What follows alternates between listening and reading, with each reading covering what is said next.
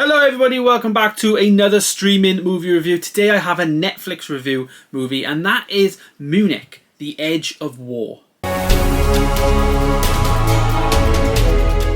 Yes, this is a German/British movie, and it's really good. I will say that. It is directed by a German director by the name of Christian Skwoku.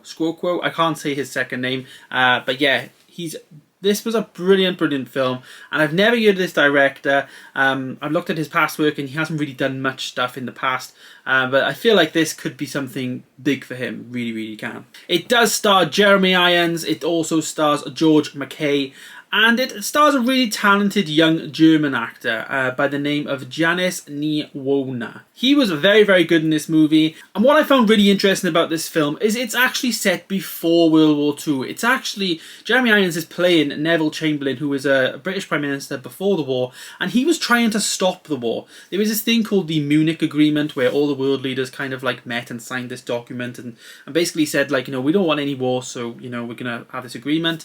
And Hitler's attitude is very much, it's just a piece of paper, it can be ripped up type of thing.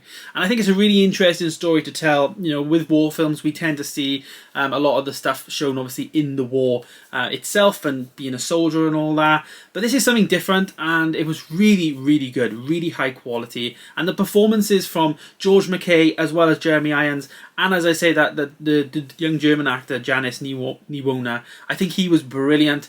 It's a very male dominated cast. There's very little females in the film who don't play much of a role really in there, and I will say that's probably the only criticism of it, but they are playing people of power, and I guess in those periods women weren't really people of power, and especially the females that we do get in there are, you know, just typewriters and stuff like that. Like, obviously the jobs they had weren't that great, etc. way back when, but I will say everyone's performances were really good, and it was a great directional performance as well. For this film to be on Netflix, I think is insane. We actually got this on the 7th of January, and the last two films I watched on Netflix now, Tick Tick Boom was my third favourite film of 2021, and this film, I'm going to say it, is my favourite film of the year so far. Granted, we're only 1 month in, but it's going to be very high, and it's probably going to be in my 2022 top films of the year, because I'm going to give this a 9 out of 10. For me, I really enjoyed it. It just gave you something different. It was slow paced, but it wasn't slow paced. Most films that have these type of topics, I find are like pushing on the 3-hour mark, you know, 2 hours and a half, 2 hours and 45 minutes, around there. This was like 1 hour and 55 minutes, so just under 2 hours. It was slow, but it was fast paced, and it got to the point. The actor that played Adolf Hitler, I thought, was a little bit unconvincing, but he was mean as hell in the face. He didn't really look the part, but he convinced you enough that he was Adolf Hitler, which I think was a good performance nonetheless. And I just think they got this right. I always do at the end of these streaming movie reviews, did this film feel like a TV movie, like one we get way back when, direct to TV or direct to DVD type of film? And it didn't. This felt like it should have been in the cinema. This feels like it should be, you know, pushing for those Oscar positions and all that, which I guess it can do now with streaming and stuff, it still can.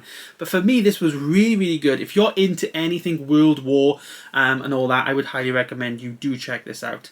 George Mckay as well, I will say, you know, obviously he did brilliant in 1917, and he is getting typecast, I feel, for these type of roles now.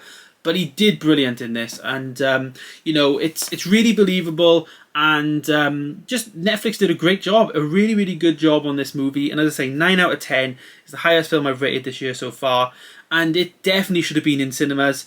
Like I say, maybe this gets Oscar nods, and maybe it will have a cinema run. But if it does, I'll definitely go and see it in the cinema again, because it needs the support, and I think it just did really well. It really surprised me, I think, and that's kind of why this review is more of a chat rather than like a structured review like I normally do. But if you haven't seen this, I would highly recommend you do. For me, 9 out of 10, brilliant. Top tier. Some of the things I didn't like, I guess, as much as, like I said, some of the casting stuff, some of the casting choices and all that. But Jeremy Irons just stood. Oh, he was amazing, absolutely brilliant. And yeah, there's my review of Munich, The Edge of War. Thank you guys so much for watching. Stay tuned for more reviews, of course, and I will see you in the next one. Goodbye.